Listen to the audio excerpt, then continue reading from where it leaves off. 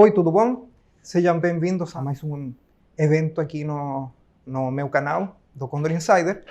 E eu estou muito feliz de ter convidados que compartilham a minha filosofia de ir procurando papéis bem assimétricos, de pensar no investimento na bolsa com uma visão bem de longo prazo e com fundamentos. Eu estou aqui com a Luiz Barsi, com o Felipe e o Fábio. Sejam bem-vindos. Eu agradeço muito que estejam aqui. E queria que vocês começassem a se apresentar. Acho que se eu falar o sobrenome aqui, todo mundo vai desconfiar quem que eu sou, né? Bom, então, Carlos, obrigada pelo convite, né, por estar aqui no seu canal. Meu nome é Luiz Barsi, sou economista, contadora e sou analista CNPI de uma corretora, que é a mesma corretora que o Barsi atua há mais de 25 anos. Trabalho com ele há mais ou menos 5, né, lado a lado. Tenho outras atuações também em conselho de administração, em conselhos fiscais e estou aí tentando aprender o máximo possível com esse grande investidor aí. Posso garantir que todo dia é um aprendizado novo, não só sobre finanças, mas também sobre mindset, sobre vida, né? Nada como aprender na prática. Acho que a prática é a melhor escola que a gente pode ter.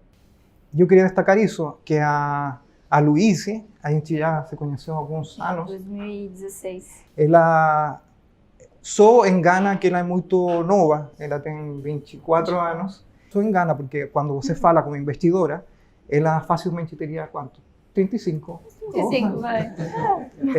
Surpreende por isso. E a gente consegue falar de muito, ela tem uma experiência muito grande.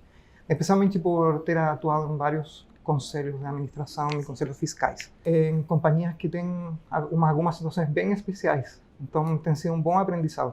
A gente tem o Felipe. Felipe, conta pra gente mais de você. Bom, Carlos, obrigado. Obrigado por estar aqui. É um prazer enorme participar do teu canal, que inclusive é um sucesso muito grande. A gente fica muito feliz. Bom, eu sou Felipe Ruiz. Hoje em dia eu sou investidor, eu sou engenheiro, formado em engenharia. Trabalhei praticamente minha vida inteira como executivo de empresas. Então, trabalhei no setor automobilístico, fui consultor em estratégia. E quando eu fiz um MBA fora do Brasil, eu resolvi voltar para o Brasil justamente para tentar olhar algumas oportunidades no Brasil, porque a gente sempre acredita que aqui é onde existem as grandes distorções, né? Então, trabalhei aqui por muitos anos, mas sempre também investindo em paralelo na Bolsa.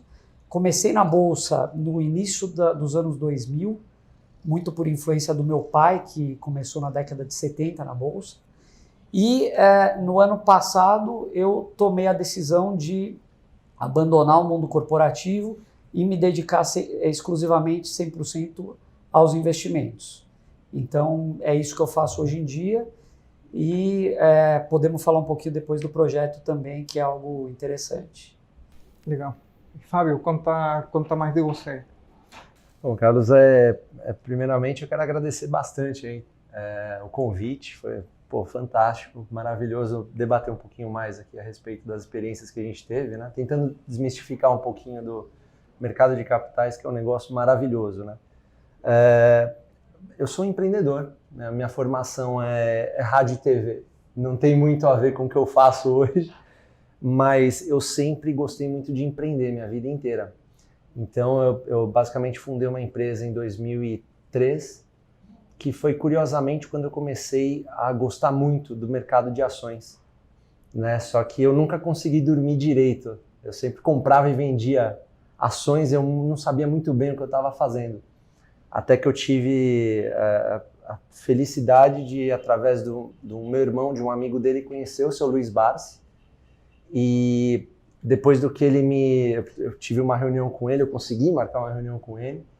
E depois do que ele me falou, acendeu uma luz na minha cabeça. Eu falei, eu preciso seguir isso, eu sou novo, eu consigo seguir isso de uma forma bem disciplinada. Eu fui jogador de basquete, então, por um bom tempo, então você aprende muito sobre disciplina e paciência. Eu joguei muito tempo basquete na minha vida e disciplina e paciência é algo que eu sempre tive.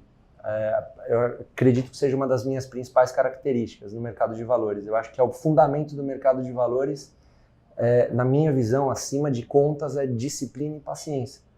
Então, quando eu conversei com o Barsi, que eu sou muito suspeito para falar do Barsi, é um herói que eu tenho praticamente, e a única coisa que eu perguntei para ele, depois de tudo que ele havia me falado, eu falei, Barsi, o que você quer em troca de você ter me passado tudo isso, né? Porque eu não conseguia até então dormir tranquilo com ações. E ele falou, nada, se você continuar nesse caminho e atingir os seus objetivos, como você está me falando aqui, isso há 15 anos atrás, espalha essa mensagem. Então, isso me inspirou muito. Eu trilhei esse caminho, eu trilho até hoje. E, basicamente, o mercado de ações eu digo que é a minha vida, onde está 100% do meu capital, dos meus investimentos, não só meu, deles também. Então, a gente acredita muito no país. Eu sou totalmente suspeito para falar de Brasil, é onde eu acredito que estão as verdadeiras oportunidades aqui. E acho que esse é um pouquinho da minha história aí. Então, a gente está aqui para falar também, além das ações, também um pouquinho do nosso projeto aí, que a intenção é iluminar muita gente aí, desmistificar um pouquinho do mercado de valores aí, principalmente para quem tem muito medo, que eu tenho certeza absoluta que é a maioria das pessoas. Aí. Então, o ideal é dizer para todo mundo que não é nenhum bicho papão. Com qual idade você começou a investir? E o que te levou a fazer isso? Sim, a minha primeira ação, eu tinha 17 anos, se eu não me engano. Foi em 2002 ou 2003. E eu comprei Petrobras na época, mas sem saber muito bem o que eu estava fazendo. Então, por isso que eu nunca sabia o que fazer, na verdade. Eu comprava por 10 e queria vender a 11. Eu comprava por 20 e queria vender a 22. Eu achava que era uma batata quente na minha mão, onde eu precisava, de alguma forma, tirar esse risco da minha mão e vender o mais rápido possível. Né? Então eu nunca dormi direito. E depois que eu conheci o Barsi, ele me falou sobre os dividendos. Então eu falei, então se eu ficar com a ação, com o passar dos anos eu ganho esses dividendos aí? E ele me falou. Não tinha muita fonte na época, né? Você não tinha muito, como você tem hoje, né? Hoje você tem vários sites aí que te falam sobre ações, sobre dividendos, histórico de dividendos. Hoje está tudo mastigado. Naquela época, você meio que, eu costumo dizer que a gente nadava sozinho no mar, em alto mar, porque eu tinha uma grande referência que era o Barsi, mas eu imaginava, e quem não tinha essa referência, né? Então, isso é fantástico, é algo incrível. Hoje em dia é mais fácil você seguir isso, porque você está, entre aspas, cercado de várias informações. A informação está muito mais rápido para você. Antigamente você não tinha nada disso. Então, eu me considero um vencedor justamente por ter passado por isso, sem ter, assim, seguindo a filosofia do Barsi, assim, estritamente. E graças a Deus hoje a gente colhe os frutos disso e a gente nunca chega no objetivo, como ele mesmo fala, né? O Barsi fala que você tem que traçar objetivos, mas hoje aos 80 anos você vê ele continua falando que continua traçando objetivos cada vez maiores em números de ações, né? Então isso até me arrepia quando eu falo, porque na verdade você nunca atinge um objetivo. Enquanto você está vivo, você busca por maiores objetivos em outras empresas, né? Eu não tenho muitas empresas em carteira, mas as empresas que eu tenho, eu concentro bastante. É uma forma, uma filosofia minha que você acaba desenvolvendo com o passar do tempo e não é certa nem errada. Acredito que cada um se identifica com um determinado tipo de filosofia. Essa foi a que eu encontrei para dormir tranquilo, digamos assim. Uma coisa que me impressiona, na verdade são duas, é que com 17 anos você foi recebido pelo Luis Barsi, que te explicou como que funcionava isso, é meio que no basquete ser treinado ou ser recebido e te receber alguma dica de quem? Do Shaquille O'Neal. No basquete você aprende a ter, acho que no esporte, não só no basquete, o esporte te ensina a ser muito disciplinado. Eu acredito que talvez essa característica eu tenha pegado de lá, né? Porque eu comecei muito novinho também no basquete, com 8 até 16 anos mais ou menos, onde eu me machuquei. E falei, acho que essa vida não é para mim, assim, tem muita gente melhor aí, eu não estava muito seguindo isso, né? Mas eu acho que a disciplina e paciência, que é o que até hoje me ajuda a vencer no mercado de valores, e para mim é o fundamento, eu acho que veio daí, eu acho que veio do esporte. E também eu acho que tem a ver com você ir atrás das coisas, porque com 17 anos são poucas as pessoas que estão indo atrás do Luis Barsi para saber. E ainda mais difícil era fazer nessa época, em 2023. Então, eu acho que é bem interessante esse caso de pessoas bem novas com iniciativa. Com certeza. E você, com qual idade você começou a investir já pesado? Eu ouvia falar de ações na minha casa desde muito pequeno. O meu pai teve uma distribuidora de aço, que na verdade era do meu avô. Ele distribuía aço da CSN, Usiminas e Cosipa. Na época que existiu aquele Decreto-Lei 157, que foi talvez algo que pouca gente até conheça, em 1967 o governo emitiu esse decreto que facilitava pessoas físicas e jurídicas a investir em bolsa. Era um incentivo fiscal. Você dedicava parte do imposto de renda para o investimento na bolsa.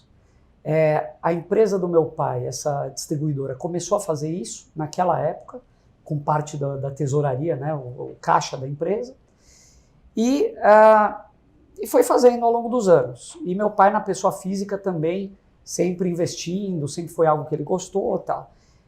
O tempo foi passando e, na época do Collor, se eu não me engano, a Usiminas foi a primeira empresa a ser privatizada no Brasil, no plano de desestatização e tal. A segunda foi a CSN, inclusive. E nesse momento, o setor de distribuição ficou muito comprimido, porque as siderúrgicas privatizadas passaram a ter distribuidores próprios, né, verticalizaram, e concorriam de alguma forma com quem eram seus clientes, né, vamos dizer assim. Nesse momento, o meu pai se viu numa situação onde os investimentos em bolsa que ele tinha através da empresa valiam muito mais que a própria empresa. E aí ele tomou a decisão de encerrar as atividades e partir para isso, meio que como que montando um family office, né? Então, ao longo dos anos, eu vim acompanhando isso, sempre li a Gazeta Mercantil, na época era o jornal, né? Hoje é o Valor, naquela época só tinha a Gazeta Mercantil, e sempre me interessando. Meu pai vinha no centro da cidade visitar a corretora, eu vinha com ele, isso com 10 anos de idade, assim, eu me lembro nitidamente. Ia no pregão, assistia do aquário lá, do vidro lá em cima. Então era uma coisa que me fascinava, apesar de eu não entender quase nada naquele momento. Eu fui comprar minha primeira ação em 1999, na verdade meu pai comprou para mim, e foi Vale, com um recurso, minha avó tinha falecido, tinha deixado um terreno, ele vendeu esse terreno e comprou em ações da Vale para os 2 filhos. E essa foi minha entrada na bolsa. E a partir daí, depois de alguns anos, eu comecei a entender mais a fundo e tal, mas assim como o Fábio estava falando, eu também passei muitos anos, talvez, investindo da forma errada, vamos dizer. Então, especulando, com foco muito especulativo, às vezes investindo em empresas só porque são boas empresas, mas não necessariamente são bons investimentos, né? Coisas muito diferentes. E aí eu demorei alguns anos até também conhecer o Barsi, e a partir do momento que eu conheci o Barsi, aí eu acho que a minha filosofia de mercado foi consolidada, e é o que eu faço até hoje, seguindo essa filosofia do dividendo, da carteira previdenciária, do reinvestimento constante, enfim, é basicamente isso. Legal. E você, Luiz, quer contar a sua história de como comprou ou recebeu a sua primeira ação? Então, na verdade, a minha primeira ação não foi eu que comprei, meu pai comprou para mim, né? Ele falou assim, bom, seguinte, chegou aquela hora, você é adolescente, você quer receber mesada, né? Aquela fase. Ele comprou, acho que 2.000 ultrapar para mim. Ele falou, olha, você vai ter R$300 por mês, você vai ter que se virar com esse dinheiro, eu não vou te comprar mais nada. De roupa, você se vira, né? Mas fique sabendo que se você quiser me dar esse dinheiro para eu reinvestir, né, você vai entendendo que, pô, você ao invés de ganhar esses R$300, você pode ganhar 400, depois 500 por mês. Tá, e no começo você, né, nossa, acaba rápido o dinheiro e tal. Quando você faz o primeiro aporte, que com essa mesada foi mais ou menos uns 15 anos, né, imagina, R$300, não deu para comprar nada.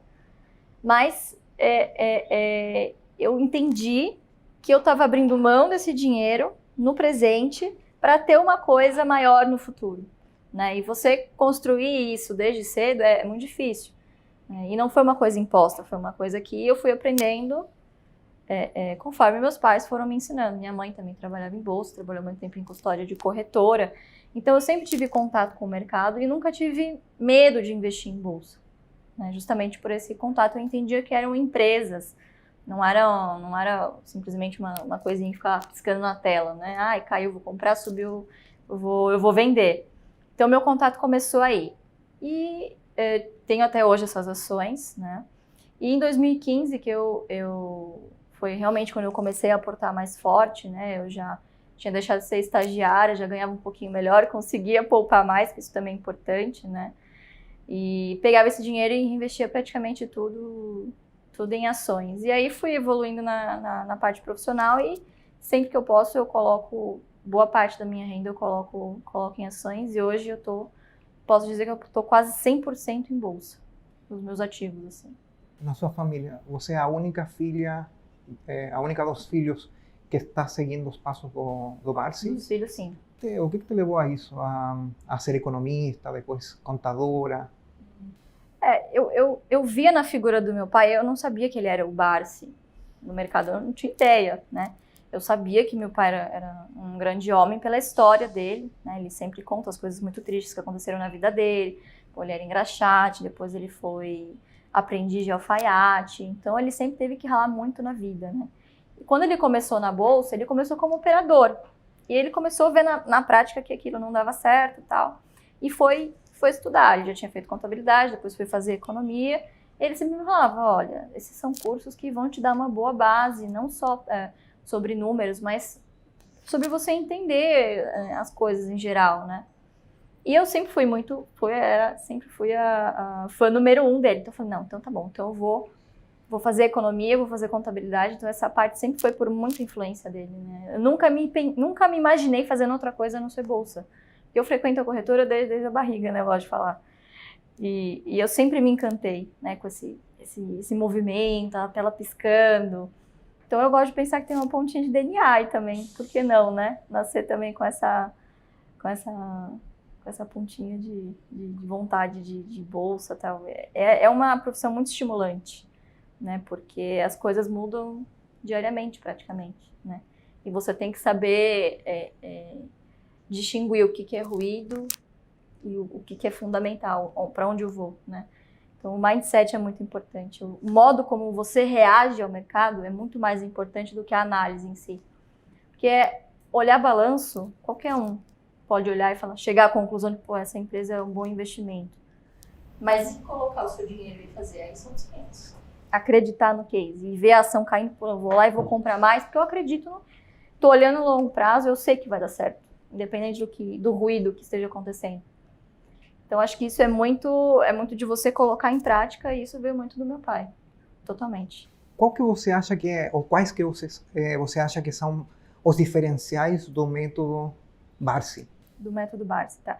Todo mundo acha que é só pegar a planilha, ver o que paga mais dividendo, né? Qual que é o maior dividend yield, vai lá e compra, né? Acho que um dos maiores mitos do buy and hold, que ele posso falar que não é nem value investing, é mais buy and hold, comprar e não pensar no momento de vender, né? Eu acho que é o preço. É você tentar achar qual é uma boa empresa e qual seria o bom momento de você entrar nessa empresa. Não adianta nada você achar uma boa empresa, mas você entrar num time completamente equivocado, né? Talvez você não ganhe dinheiro. Eu acho que a grande sacada é essa, você meio fazer uma análise 360, não só olhar balanço, mas como ir à empresa, entender como é que funciona a dinâmica, será que os funcionários são felizes nessa empresa? Como que pensam os gestores? Como que pensa o controlador?